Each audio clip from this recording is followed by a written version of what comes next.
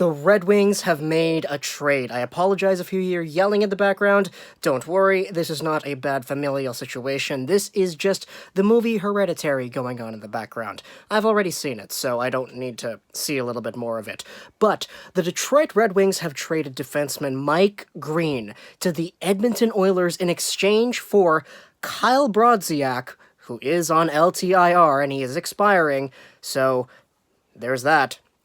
And a conditional draft pick, either in 2020 or in 2021. Now, this is a very, very, very minor deal, just from the perspective of the Red Wings, because Mike Green this season, he's got 11 points in 48 games played. He was pretty okay for the Red Wings throughout the past few years. Obviously, he's not 30-goal-a-season Mike Green that he was back during the Washington Capitals days, but Mike Green, as a guy who's just making over $5 million and who is expiring this season, is a guy who does have a fair share of value. As a result, he gets sent over to Edmonton, and Edmonton just needs to get something back, so they send over Brodziak, and they send over either that just draft pick in general. Let's take a look at it over here.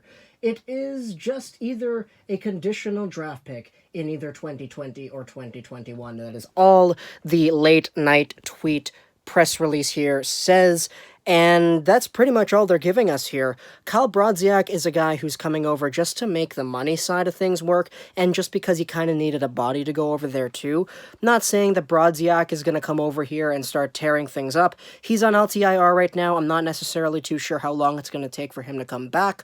But for the Red Wings, what you're doing in this situation is you're getting rid of your assets that you're not guaranteed to keeping, and you're getting things back. You're getting things that can, just like the Kovalchuk trade, foreseeably help you out in the long term if everything goes right. A conditional draft pick in 2020 or 2021, who knows what you're going to get, but it's an opportunity at getting a good player. So this is a very minor deal from the Red Wings side of things, but from the Oilers, what you're getting is a very experienced guy on the back end in Mike Green, and he is a guy who can come in with that veteran presence and that somewhat capable NHL ability and help things out. Now, I think personally that Mike Green is probably going to be a little bit better with Edmonton than he was in Detroit, because let's face it, who wouldn't be better going from playing with the last place in the league, Detroit Red Wings, to playing with Draisaitl, Yamamoto, and McDavid?